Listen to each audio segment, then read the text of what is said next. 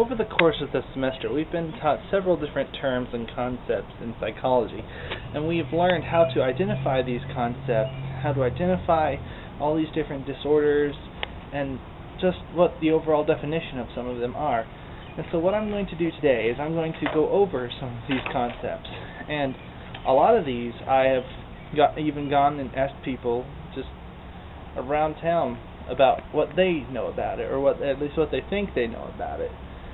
So without further ado, let's check it out.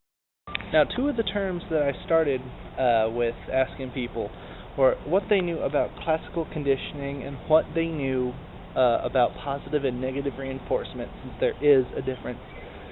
And so I was able to ask a classmate during his free time, and he was able to give me an answer. And then I said, you know what? That's just somebody in the class. Why not find somebody who's outside the class, see what they think?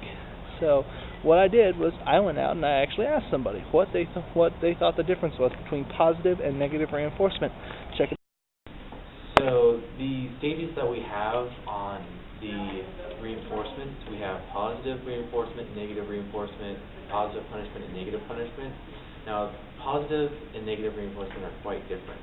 You're trying to reinforce an attitude. So positive reinforcement is giving something to the person, like a cookie, to get them to enforce a behavior, and while negative is taking something away, like you don't have to eat your Brussels sprouts for dinner. Okay, now punishment is doing something like grounding them or taking something away. Grounding them or spanking them would be positive punishment because you're adding something, or taking away would be taking away a game that they liked. That's negative punishment. And those are the descriptions of positive and negative reinforcement and punishment. What is the difference between positive and negative reinforcement? Positive makes you encouragement, makes you want to, makes you feel good, makes you want to do something. Negative is putting you down and making you feel bad. What someone outside the classroom had to say about what they thought classical conditioning was. How would you define classical conditioning? Like in your mind, what is classical conditioning? Sounds like some kind of exercise, or probably not, but I don't know what that is. Classical conditioning is you have the uncontrolled stimulus and the uncontrolled response, like making the classic example, Pavlov's dog. The dog saw the food, it would drool. Of course, you know, looking at me, I would drool if I saw a nice big steak on my plate too, but anyways, the dog sees the food, it drools. What he started doing was ringing a bell every time he brought out the food. Eventually, he was able to ring the bell and get the dog to drool without using the food whatsoever. That is pretty much one of the textbook examples of classical conditioning. Now, with positive and negative reinforcement, and there's a big difference with that. Positive reinforcement, as we all know, is when you give something, when you're adding something to enforce a behavior. Like you're giving a child chocolate because he did his homework before dinner. Negative reinforcement, a lot of people confuse with punishment, where they think that you're grounding them or something. But negative reinforcement is actually when you're taking something away to encourage a behavior. Like, for example, if you told the child that he did not have to eat his broccoli if he did his homework before dinner, I can guarantee he's going to do his homework before dinner.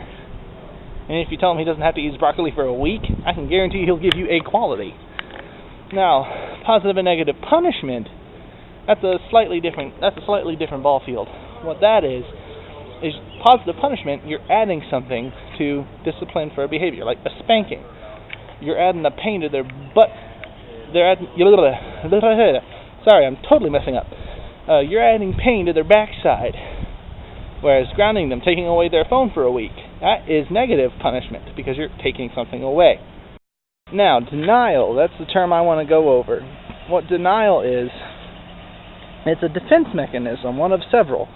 Denial is kind of like you got in trouble for doing something wrong in school. Like you got in trouble for cheating, and you're going around saying, "No, I didn't cheat. I didn't cheat." Pretty much when you're denying the obvious. Like, for example, I could say I put a lot of effort into recording this video clip right here. In all honesty, I would have to be pretty retarded to believe something like that. So that's an example of denial. Projection is, kind of putting something else out on other people. For example, Ms. V and her fear of vehicles with ladders.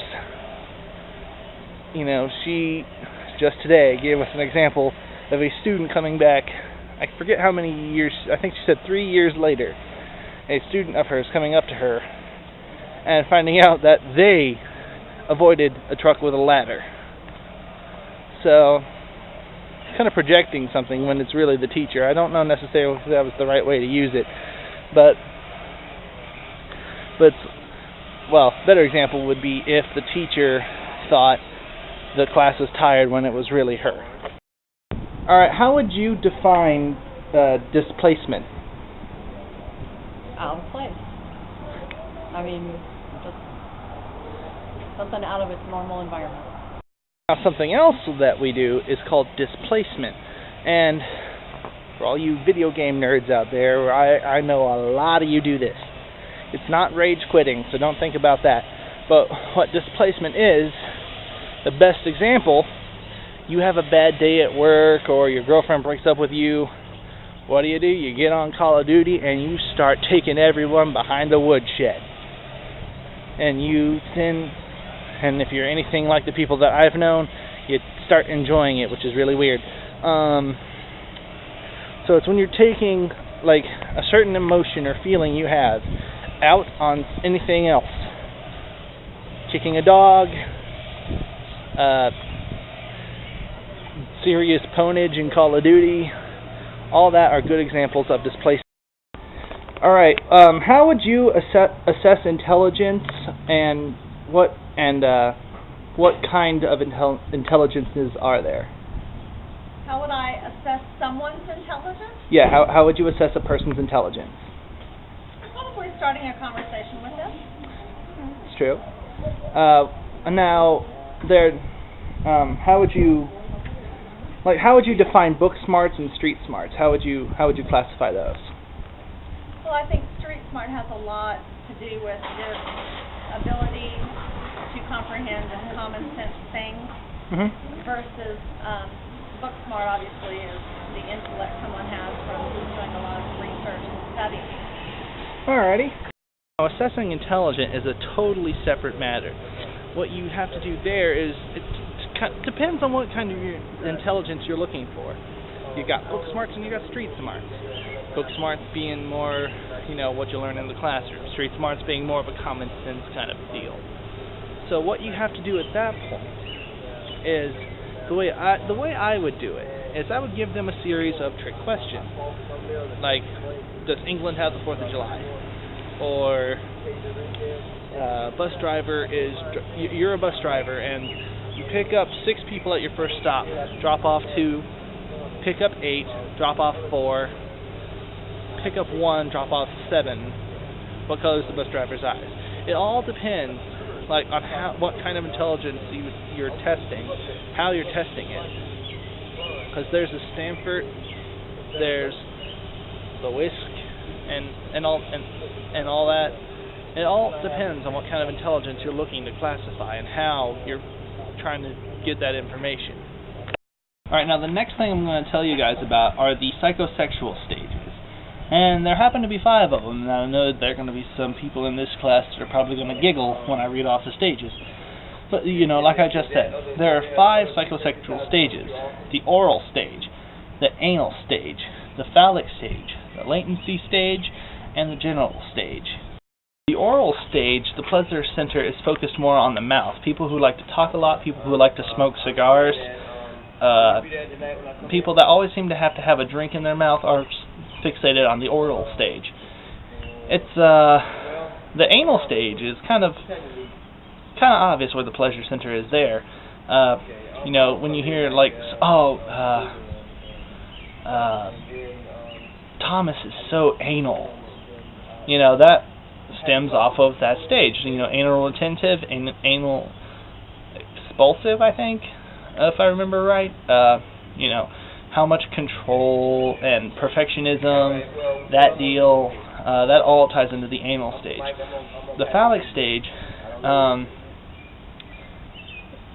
it's as far as guys are concerned, it involves, you know, and it's at the point where, regardless of gender, you discover what's, you know, self-stimulation, and it focuses more on that. Now, the latency stage, there's no real psychosexual development during that stage. You're just there, doing God knows what.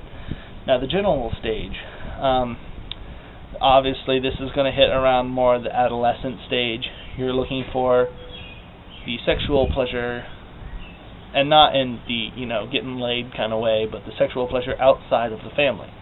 Like, you're looking for, you know, dating, marriage, whatever. This is the stage that happens in. Giggity giggity, giggity goo. Stick around. Let's check out what some of the other people said about some of those terms. Alright, how would you define projection? Pretty good. Like what is, in the psychological sense, what is projection to you? I don't know. Alright, those were the terms, like I said, those were the terms I wanted to go over with you about, and you know, I had fun doing this, because, you know, it's easier the projects, for sure, but I definitely wanted to share what I learned in psychology, and I'm glad I got the chance to do that. So, thank you for watching, and this has been the 5 Ways project for Psych 200. I'll catch you guys later.